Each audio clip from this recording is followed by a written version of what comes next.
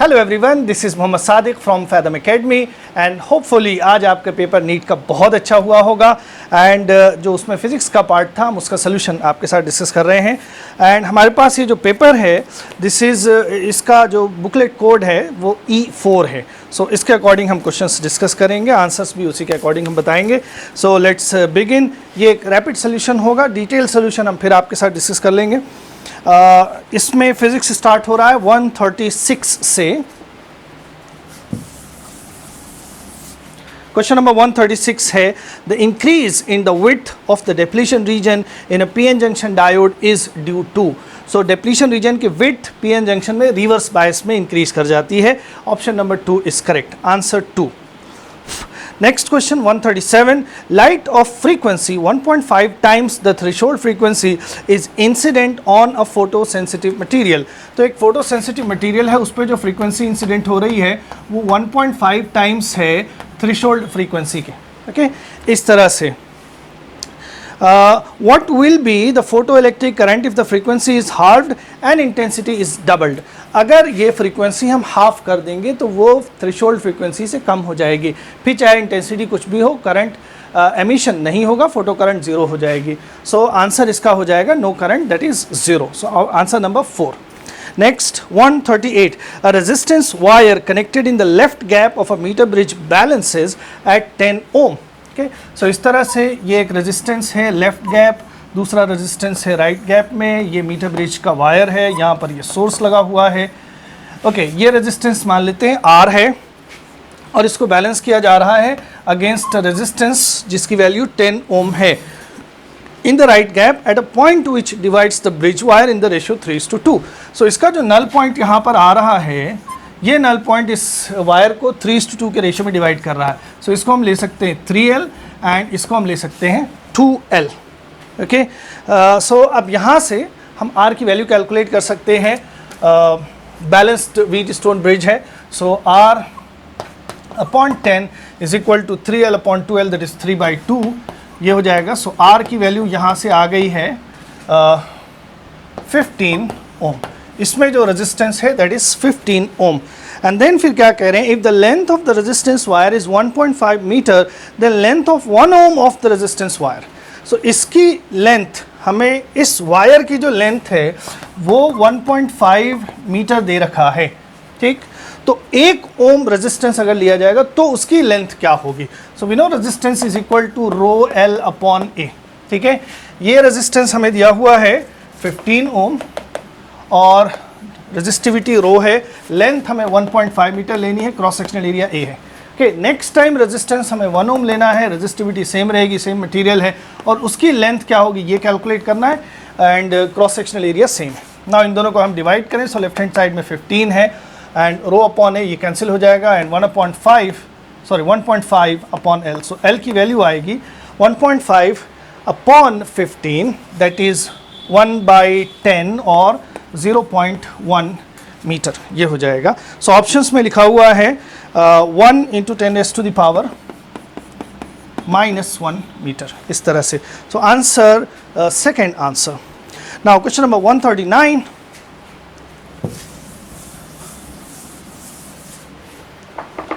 question number 139, the energy required to break one bond in DNA is 10⁻⁻20 joule, this value in electron volt is nearly। तो हमें simply ये जो energy दी हुई है इसको electron volt में कन्वर्ट करना है। ओके, सो ये कैलकुलेशन यहाँ पर हो जाएगी। 1 electron volt is equal to 1.6 × 10⁻⁻19 joule ये होता है।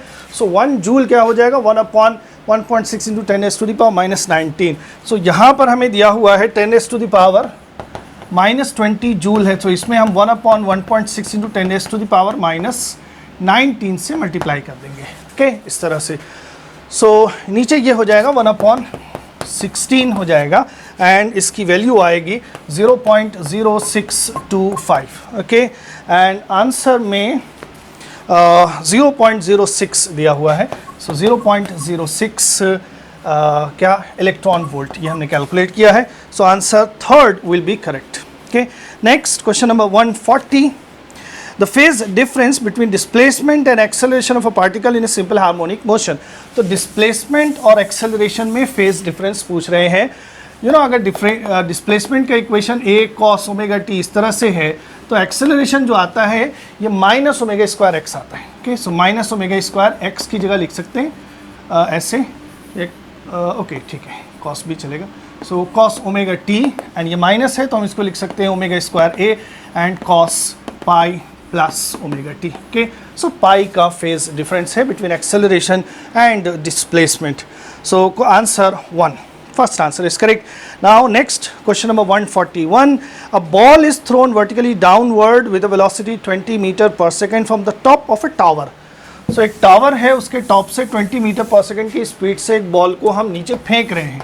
ओके, इनिशियल वेलोसिटी 20 मीटर पर सेकेंड है, और जब वो बॉल नीचे पहुंच रही है तब उसकी वेलोसिटी क्वेश्चन में कह रहे हैं दैट इज 80 मीटर पर सेकेंड। ओके, सो यहाँ पर हमें टावर की हाइट बताना है। हम यहाँ पे थर्ड इक्वेशन यूज़ करेंगे, we square is equal to you square plus 2gh।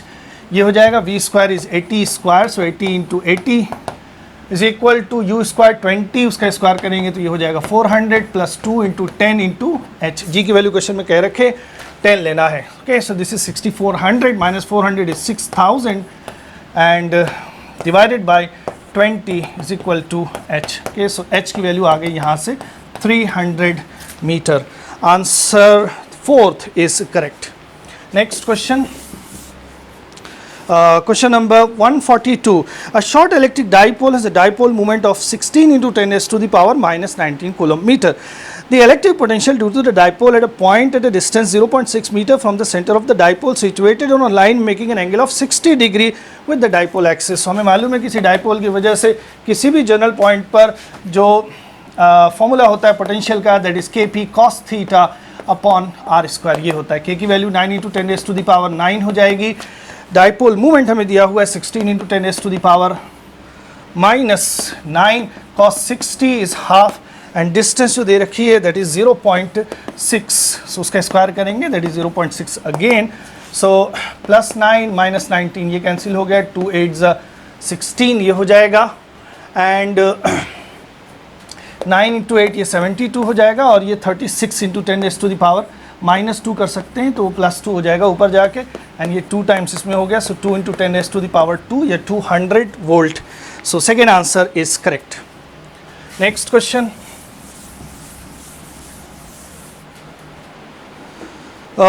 question number 143.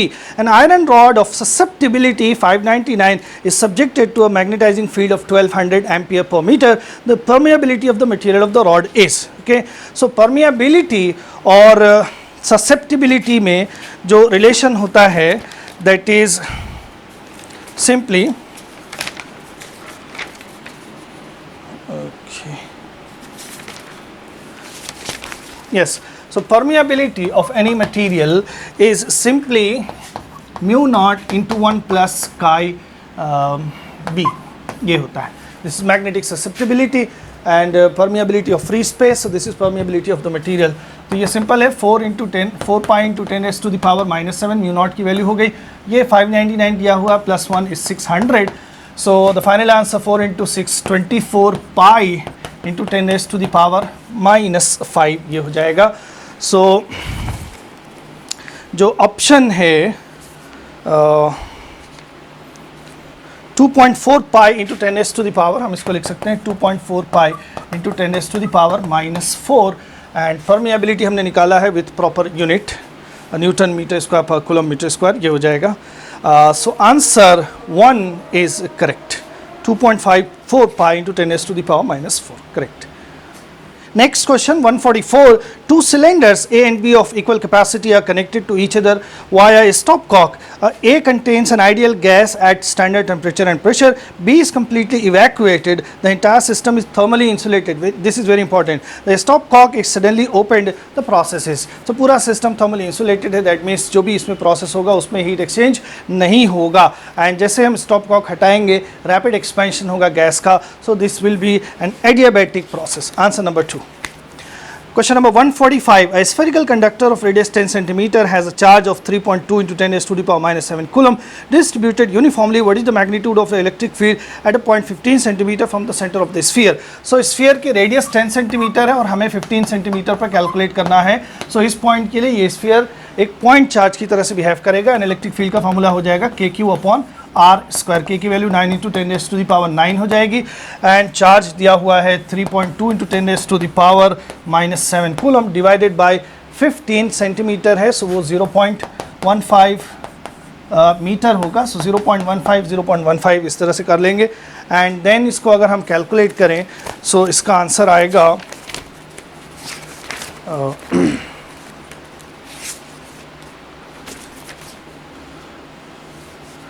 Okay, so question number, wait a minute. Okay, इसको अगर हम कैलकुलेट करें this comes out to be 1.28. Okay, 1.28 into 10 raised to the power 5 coulomb Newton per coulomb. Okay, so ये calculation है बस. Next question 146. The mean free path of a gas with molecular diameter d and number density n can be expressed. बिल्कुल straight forward ये formula है. So mean free path का जो formula होता है डायमीटर और नंबर डेंसिटी के term में वो होता है 1/√2n पाई d स्क्वायर ये होता है. So very straight forward question. Answer 2 is correct. Next हमें एक लॉजिक गेट दिया हुआ है, उसका ट्रुथ टेबल क्या होगा वो हमें लिखना है. सो लॉजिक गेट कुछ इस तरह से है.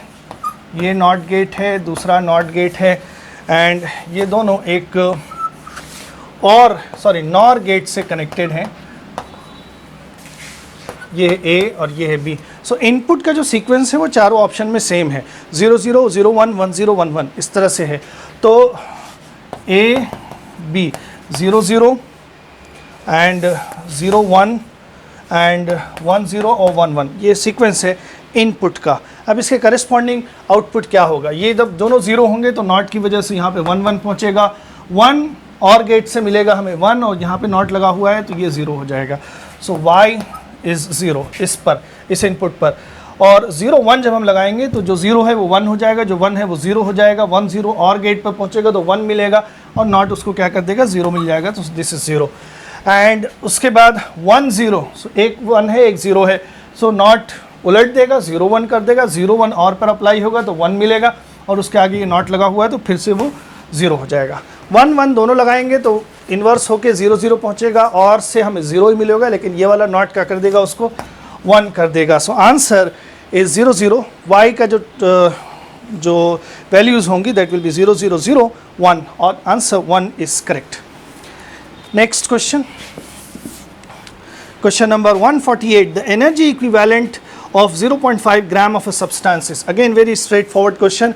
E is equal to mc square. वहाँ से हमें 0.5 ग्राम के करस्पॉन्डिंग एनर्जी कितनी होगी वो कैलकुलेट करना है. So this is 0.5 into 10 raise to the power minus 3 kg.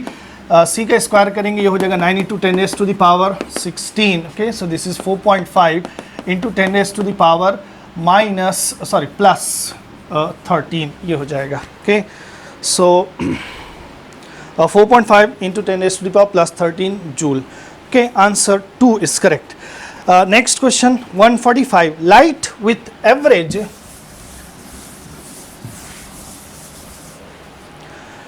light with an average flux of 20 watt per meter square. That means per meter square area पे 20 watt energy incident हो रही है. So ये intensity दे रखा, falls on a non-reflecting surface, सारी की सारी absorb हो जा रही है at normal incidence having surface area 20 centimeter square.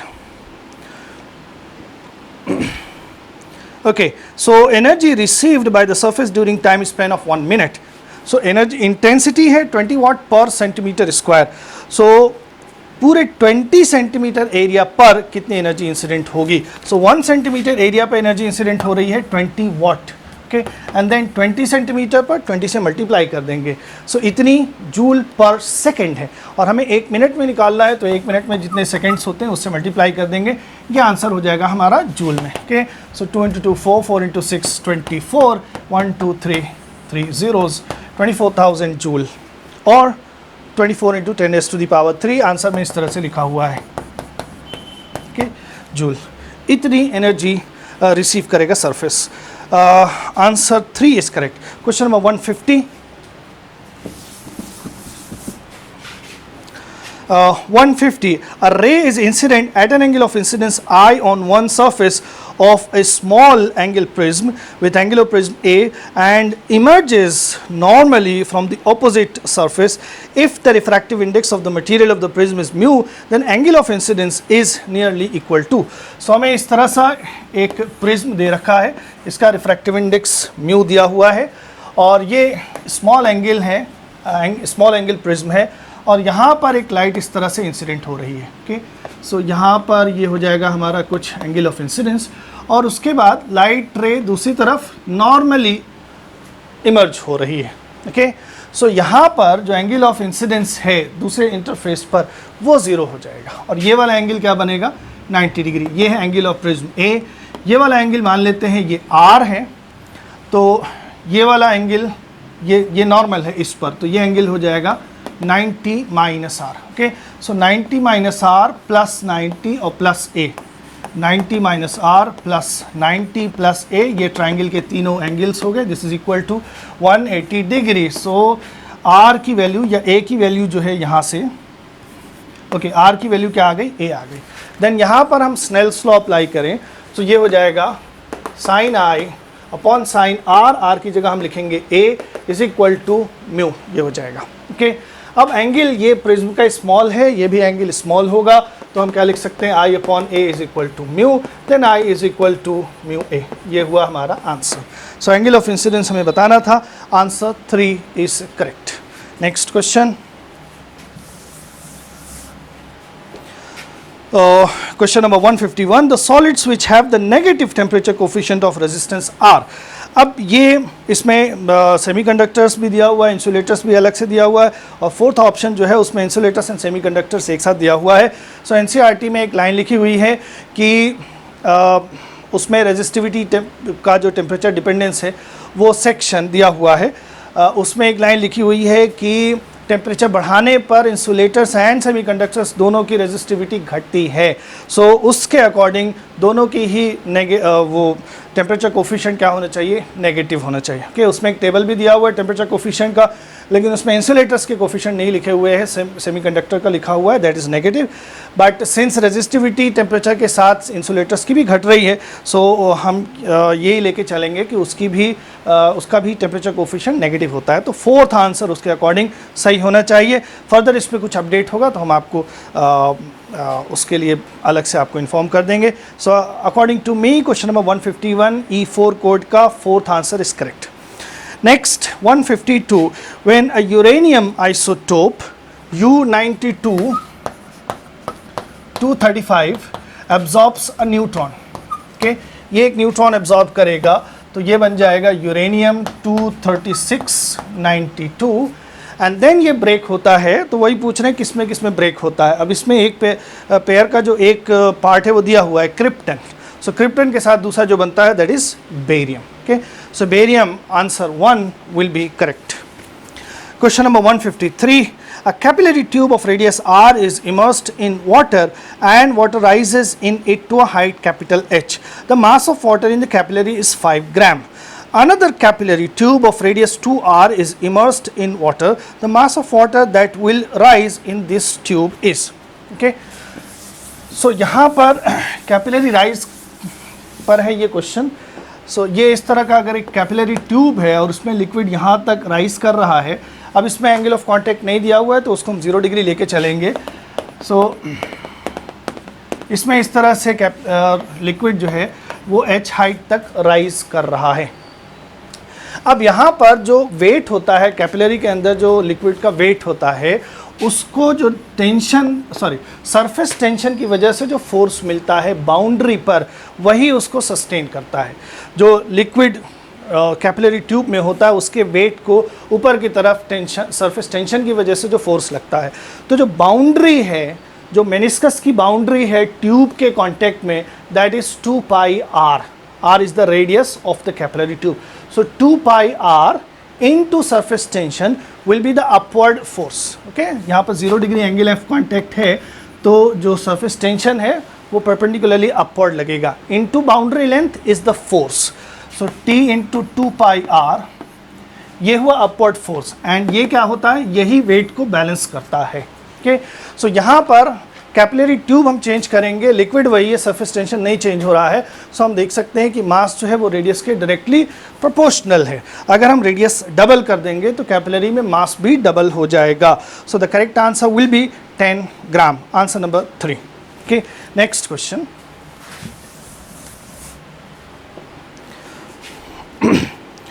Next question, 154. In a certain region of space with volume 0.2 meter cube, the electric potential is found to be 5 volt throughout.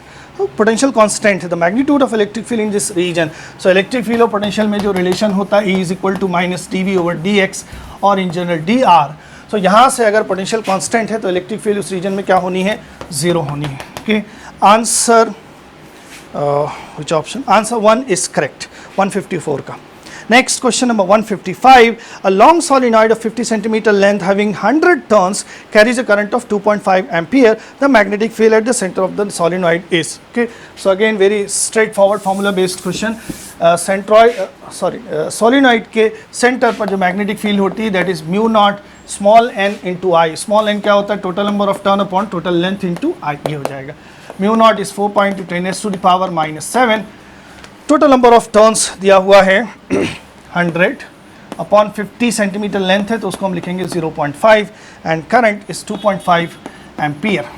Okay, so इसको अगर हम calculate करें, ये इसमें 5 times चला जाएगा, 5 into 4 is 20 pi and then minus 7 plus 2 is minus 5। Okay, ये बचेगा। सो 20 पाई, एक जीरो और ले लें तो ये माइनस 4 हो जाएगा और 2 पाई बचेगा, that is 6.28 into 10 to the power minus 4 Tesla. Answer 1 is correct. Next question 156. Assume that light of wavelength 600 nanometer is coming from a star. The limit of resolution of telescope whose objective has a diameter of 2 meter. Okay, so जो resolving limit होती है या limit of resolution होता है that is equal to 1.22 lambda upon the diameter, ये होता है। ठीक, सो 1.22 लैम्डा की वैल्यू दे रखी है 600 नैनोमीटर, सो ये हो जाएगा -9 divided by diameter which is 2। Okay, so ये हो गया 3 and 3 into 2 6 and then again 6 and 3 and into 10 to the power -9 and plus 2, this would become -7. Okay, so 3.66 into 10 to the power -7 and ये सारी SI में है units, तो radian हो जाएगा आंसर। ओके, ये एंगल होता है, मिनिमम एंगल कितना रिजॉल्व कर सकता है telescope. So 3.66 into 10 to the power -7 radian. Answer number 1 is correct. Next, question number 157. An electron is accelerated from rest through a potential difference of V volt. If de Broglie wavelength of the electron is 1.2 to 7 into 10 to the power -2 nanometer, the potential difference is. Okay, so de Broglie wavelength potential के term में हम क्या लिख सकते हैं, h upon √2m electron है, so 2meV ये हो जाएगा। so यहाँ से अगर हम इसकी कैलकुलेशन करें, ये थोड़ी सी लेंथी कैलकुलेशन हो जाएगी। v की वैल्यू हम लिखेंगे यहाँ से दोनों तरफ स्क्वायर करके, सो वो हो जाएगा h² upon 2me into lambda square. Okay, अभी थोड़ी सी लंबी कैलकुलेशन है, इसमें सारी वैल्यूज़ रख के हम कैलकुलेशन करेंगे तो ये फाइनल आंसर आ रहा है 0.993 into 10 to the power 4। Okay, volt में ऑफ कोर्स। सो ये अप्रॉक्सीमेटली 1 है, सो 10 to the power 4 volt will be the answer. So answer 4 is correct. Okay, answer number 4. Question number 158. Dimensions of stress. Stress is like pressure. Pressure की dimension होती है ml-1 t-2, ml-1 t-2 ये हो जाती है force upon area. So answer 4 is correct. Question number 159. The capacitance of a parallel plate capacitor with air as medium is 6 microfarad. So air के साथ capacitor की कैपेसिटेंस 6 माइक्रोफैरड दिया हुआ है। With the introduction of a dielectric medium the capacitance becomes 30 microfarad. So capacitance 5 times बढ़ रही है, इसका मतलब के की वैल्यू यहाँ पर 5 है। और फिर हमसे पूछ रहे हैं the permittivity of the medium. So K जो होता है that is also relative permittivity, epsilon upon epsilon naught, ये रिलेटिव परमिटिविटी, उसी को डायलेक्ट्रिक कांस्टेंट भी कहते हैं। So permittivity of the medium, yes, so यहाँ से एप्सिलॉन नॉट कैलकुलेट करना, that is K into epsilon calculate करना है, so it will be K into epsilon naught, that means 5 into 8.85 into 10⁻⁻12। Okay, so इसको हम कैलकुलेट करें अगर, सो हमारा आंसर आएगा 444.35 इंटू 10⁻⁻12, या फिर हम इसको लिख सकते हैं 0.44 into 10⁻⁻10। Epsilon naught is newton per metre square coulomb with the proper unit, जो भी इसमें यूनिट लिखी हुई है। So the value is 0.44 coulomb square per newton metre square. Okay, answer 3 is correct. Next question number 160.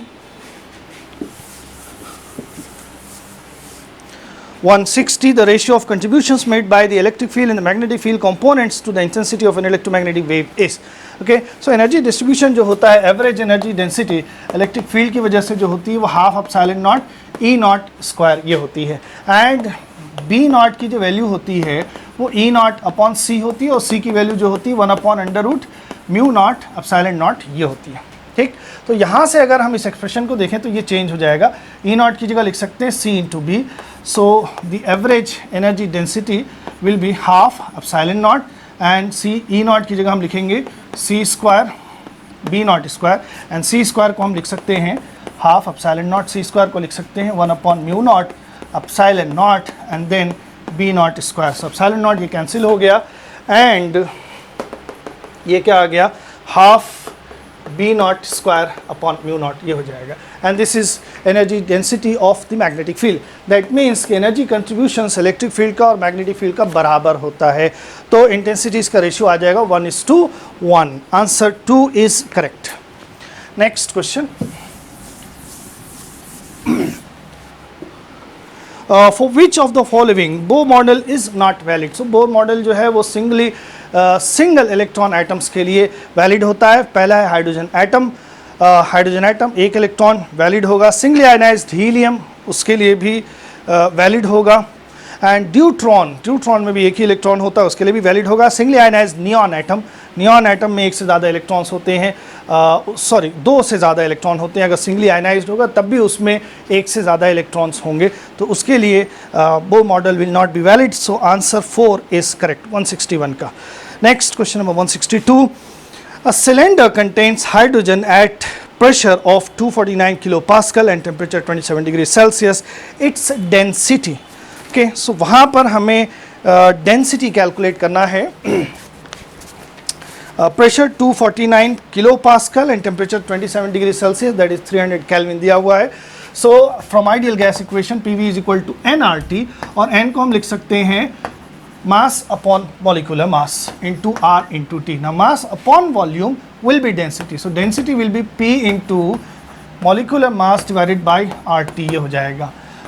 Pressure दिया हुआ 249 kilo pascal, so into 10⁻³ molecular mass of hydrogen gas की बात कर रहे हैं, so molecular mass kg में हो जाएगा 2 into 10⁻³ divided by R is 8.31, temperature is 300 kelvin.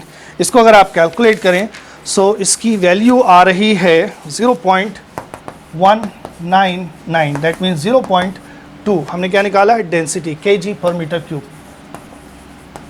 Okay, so answer 2 is correct, 0.2 kg per metre cube. Okay, next question,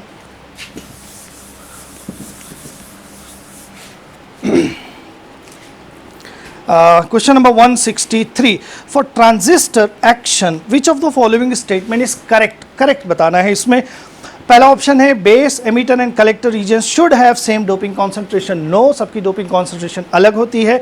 base emitter and collector region should have same size. No, सब तीनों का size भी अलग होता है। Both emitter junction as well as the collector junction are forward biased. No, emitter forward biased होता है, collector reverse biased होता है। The base region must be very thin and lightly doped. This is correct. के base reason जो होता है size में बहुत दोनों से कम होता है और उसमें डोपिंग लेवल भी दोनों से कम होता है। Answer 4 is correct. 163। Question number 164. The Brewster's angle I naught for an interface should be. Now Brewster's angle क्या लिखते हैं हम? tan IB is equal to mu, ये लिखा जाता है अगर एयर से किसी मीडियम में लाइट जा रही है। म्यू किसी मीडियम का एब्सोल्यूट हम कैसे लिखते हैं? C/V। सो किसी भी मीडियम में लाइट की स्पीड जो होगी वो वैक्यूम से कम होगी। That means absolute refractive index क्या आएगा? Okay, absolute refractive index will be greater than 1। Okay, so इसको ग्रेटर देन 1 आना है। दैट मीन्स ये tan की वैल्यू जो है ये 45, यहाँ पर ये जो एंगल है ये 45 से ज़्यादा होना चाहिए। tan 45 1 होता है। So that means Brewster's angle होना चाहिए that should be greater than 45 degree, ये होना चाहिए। एंड मैक्सिमम कितना हो सकता है? 90 हो सकता है। सो 90 एंड 45 के बीच में होनी चाहिए वैल्यूज़। सो उसके according answer 3 is correct. Okay, अब यहाँ पर हम ये अस्यूम कर रहे हैं कि एयर से मीडियम में लाइट जा रही है इन दैट केस। ओके, सो वहाँ पर ये absolute refractive index should be greater than 1। अगर इसको ग्रेटर देन 1 होना है तो इस एंगल को 45 डिग्री से ज़्यादा होना है। तो answer 3rd is correct. IB is greater than 45 and less than 90 degree. 164 का। Now next question 165। The average thermal energy of a monatomic gas is. Okay, so एक मोनोटॉमिक गैस का एक एटम है, उसकी एवरेज एनर्जी जो होती है वो होती है 3/2 kBT। 3 वहाँ पर number of degree of freedom हो जाएगी। So average energy of a monatomic gas is 3/2 kBT, where kB is Boltzmann's constant. So answer 2 is correct. Next question 166. Taking into account of the significant figures, what is the value of 9.99 meter? 9.99 minus इसमें से हमें subtract करना है 0.0099। Okay, सो subtraction में हम decimal के बाद जो प्लेसेस होते हैं वो देखते हैं। इसमें डेसिमल के बाद 2 ही प्लेस है, इसमें डेसिमल के बाद 4 प्लेस हैं। तो हमारा जो आंसर होना चाहिए उसमें डेसिमल के बाद उतने ही प्लेसेस होते हैं जो सबसे कम होते हैं नंबर्स में। दैट मीन्स 2 होने चाहिए। सो ऑप्शन में पहले ऑप्शन में डेसिमल के बाद 4 है, दूसरे में 2 है, तीसरे में 3 है और चौथे में 1 है। तो यहाँ पे कैलकुलेशन करने की ज़रूरत नहीं, डायरेक्टली हम बताएंगे कि डेसिमल के बाद 2 ही प्लेस तक होना चाहिए और एक ही ऑप्शन है 9.98 मीटर। सो ये हमारा आंसर हो जाएगा 166 answer 2। Next question number 167।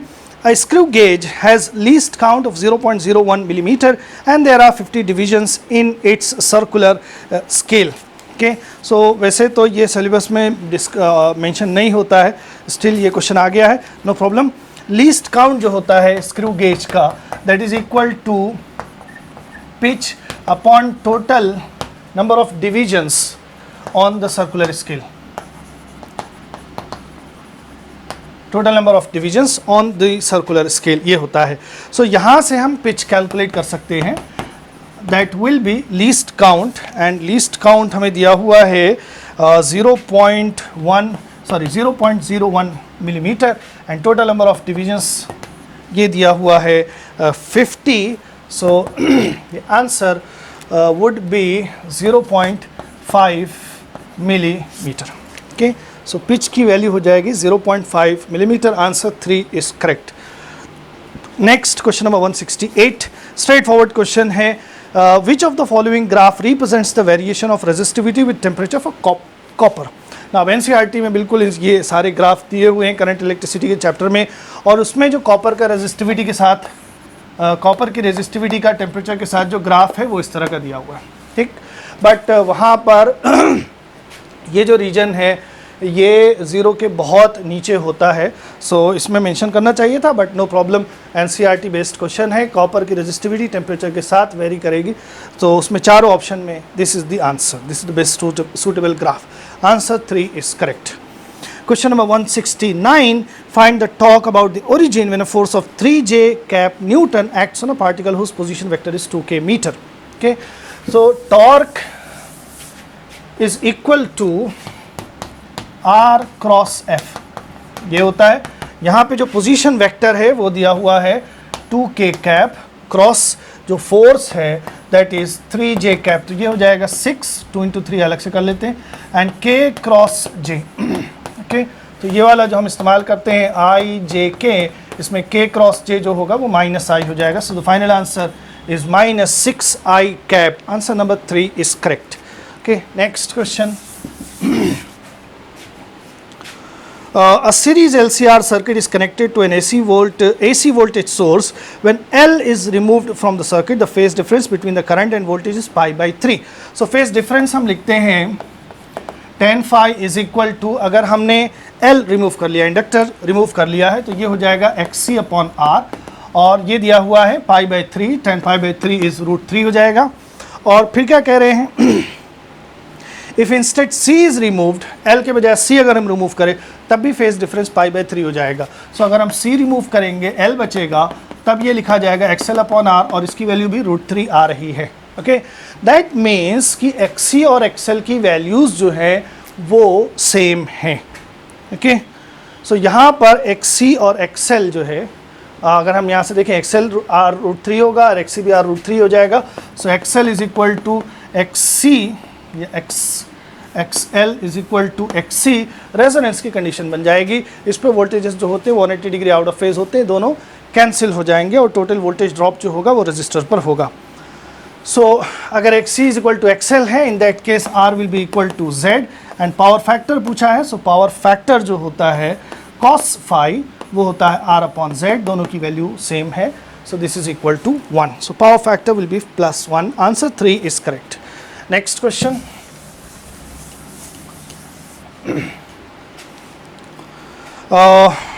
Next, अब इसमें पुली दिया हुआ है, पुली के साथ दो मासेस कनेक्टेड हैं, इधर ये 4 kg है, इधर ये 6 kg है, एंड टू बॉडीज, क्वेश्चन क्या है, two bodies of mass 4 kg and 6 kg are tied to the ends of a massless string. The string passes over a pulley which is frictionless. The acceleration of the system in terms of acceleration due to gravity. Okay, so अब यहाँ पर पुली के बारे में कुछ नहीं कह रहे हैं, it should be fixed, otherwise free हो गई तब तो फिर कुछ और ही आंसर आ जाएगा. So pulley is fixed of course, and then इन दोनों का एक्सेलरेशन क्या होगा. सो दोनों कनेक्टेड हैं, सेम स्ट्रिंग से एक्सेलरेशन सेम होगा. हम कैसे कैलकुलेट कर लेंगे, m1 minus m2 into g upon m1 plus m2. तो 6 minus 4 is 2 into g upon m1 plus m2, that is 10. So acceleration of the system would be g upon 5 meter per second square. Answer 3 is correct. Question number 172. 172, the quantities of heat required to raise the temperature of two solid copper spheres of radii R1 and R2, और R1 जो है 1.5 R2 ऐसा दे रखा है, through 1 Kelvin are in the ratio. सो कितनी heat required होगी 1 kelvin temperature increase करने के लिए. So heat is equal to MS delta T, ये होता है. ओके, दोनों सेम मटेरियल के हैं, कॉपर है तो S दोनों के लिए सेम होगा, डेल्टा T दोनों के लिए 1 केल्विन है. M को हम लिख सकते हैं density into volume which is 4/3 pi R cube into S into delta T. Now delta T, S और डेंसिटी ये सब सेम है दोनों ही मटेरियल्स के लिए. सो अगर हम रेशियो की बात करें, प्रोपोर्शनैलिटी, तो ये हो जाएगा Q is directly proportional to R cube. Okay, then Q1 upon Q2 will be equal to R1 upon R2 whole cube, and R1 की वैल्यू दे रखी है 1.5 R2. This is 1.5 R2 divided by R2 whole cube. इसको हम लिख सकते हैं 3/2. उसका cube करेंगे, 3 का क्यूब 27, 2 का cube 8. So the final answer is 27/8.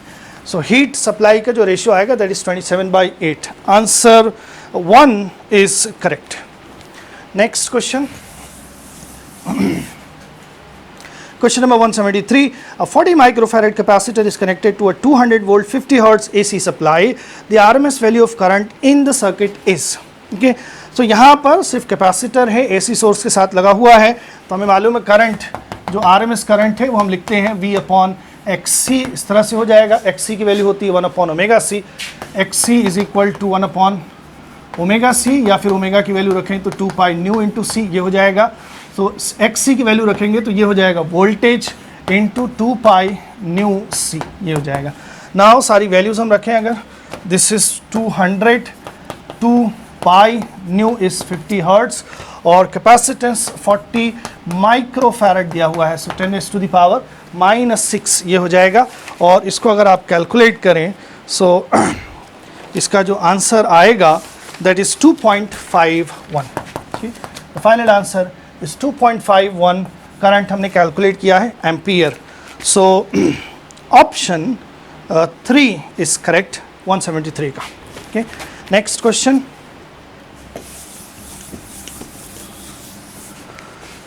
(174) A body weighs 72 Newton on the surface of Earth. What is the gravitational force on it at a height equal to half the radius of the Earth? Okay, so gravitational force, weight, same बात हुई।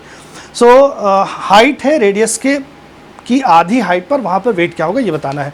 So gravitational acceleration किसी भी height पर हम क्या लिख सकते हैं, gm/r + h²। यहाँ से r² हम r बाहर ले लें तो ये हो जाएगा r² एंड 1 + h/r²। ये हो जाएगी ग्रेविटेशनल एक्सेलरेशन की वैल्यू सरफेस पर, ओके, अपॉन 1 + h/r²। ये हो गया।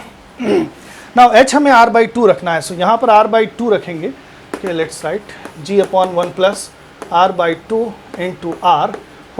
तो ये हो गया, r कैंसिल हो गया, 1 + हाफ इज 3/2 एंड 3/2 का स्क्वायर करेंगे ये हो जाएगा 9/4। So g/9/4। Okay, so g dash is equal to 4/9 into g, and दोनों तरफ हम मास से मल्टीप्लाई कर दें तो ये वेट हो जाएगा। सो हाइट पर वेट जो होगा वो 4/9 होगा उस वेट का जो अर्थ पर है। So this is 4/9 into 72 newton earth के सरफेस पर है। सो 9 8 is 72, so the final answer is 32 Newton. Okay, answer 2 is correct. Next question, 175. 175. Two particles of mass 5 kg and 10 kg respectively are attached to the two ends of a rigid rod of length 1 meter with negligible mass. तो एक rod से दो particles connected हैं, rod का मास negligible है। एक है ये 5 kg और ये दूसरा है 10 kg एंड इसकी लेंथ रॉड की ये 1 मीटर है। इस सिस्टम का सेंटर ऑफ मास कैलकुलेट करना फ्रॉम द 5 kg मास। तो इसका हम कोऑर्डिनेट ले लेंगे 0 एंड देन इसका कोऑर्डिनेट लेंथ के बराबर हो जाएगा 1 एंड देन XCM क्या हो जाएगा, 5 × 0 is 0 + 10 × 1 is 10 upon m1 + m2 that is 15। सो ये आ गया 2/3 और 0.67 मीटर और 67 centimeter. Okay, answer 3 is correct. Next question.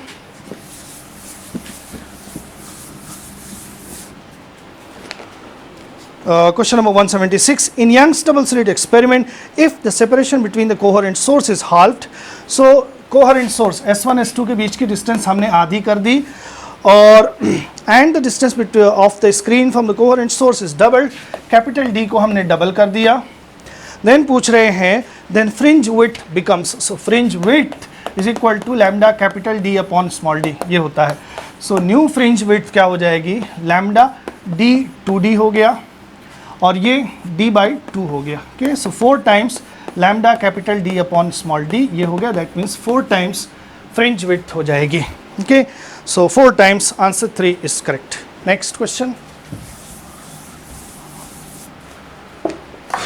177. A charged particle having drift velocity of 7.5 × 10⁻⁻⁴ meter per second in an electric field of 3 × 10⁻⁻10 volt per meter has a mobility. So यहाँ पर mobility पूछ रहे हैं। mobility क्या होता है, drift velocity, magnitude calculate कर रहे हैं, drift velocity per unit electric field, ये होता है mobility. okay, so यहाँ से हम वैल्यू कैलकुलेट करें।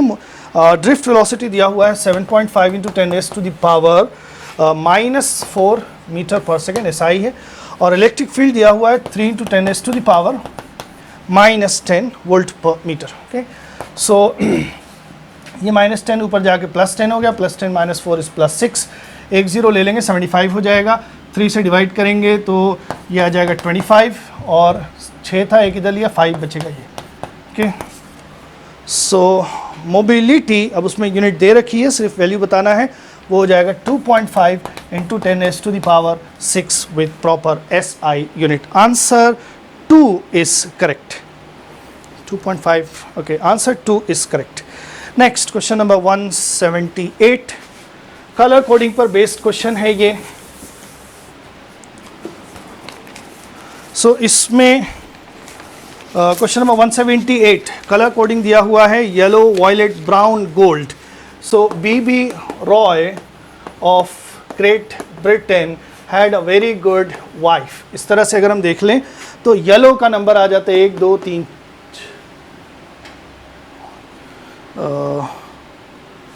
हाँ, ये 0 से स्टार्ट होता है. ओके, 0 1 2 3 4. ओके, सो पहला डिजिट हो गया येलो 4. दूसरा वॉलेट दिया हुआ है. सो 0 1 2 3 4 5 6 7, ये हो गया 7. एंड देन मल्टीप्लायर, तीसरा कलर जो होता है मल्टीप्लायर ब्राउन है, ब्लैक ब्राउन. सो मल्टीप्लायर 10 हो जाएगा, 10 की पावर 1. एंड गोल्ड दिया हुआ है तो गोल्ड की टॉलरेंस 5% होती है. तो 47 इंटू 10 that means 470 ohm plus minus 5%, ये हो जाएगा. So fourth option 470 ohm plus minus 5% tolerance, इस तरह से हो जाएगा. Answer 4 is correct. 178. Now 179 question number 179. A wire of length capital L, area of cross section A is hanging from a fixed support. Okay, so इस तरह से fixed support से एक वायर हैंग कर रहा है. इसकी लेंथ L है, क्रॉस सेक्शनल एरिया A है और इससे हम एक M मास अटैच कर रहे हैं. The length of the wire changes to L1. जब मास अटैच किया जा रहा है तो इसकी लेंथ बढ़कर L1 हो जा रही है. तो चेंज इन लेंथ कितना आएगा? Final length minus initial length. ये चेंज इन लेंथ हो गया. When mass capital M is suspended from its free end, the expression for Young's modulus is. So Young's modulus क्या होता है? Stress that is F upon A divided by strain, ये होता है. Okay, यहाँ पे फोर्स हो जाएगा mg upon cross section area. Delta L क्या है? L1 minus L divided by original length, ये ऊपर लिख लेंगे. So mgl upon A L1 minus L. Fourth answer is correct. Question number 180.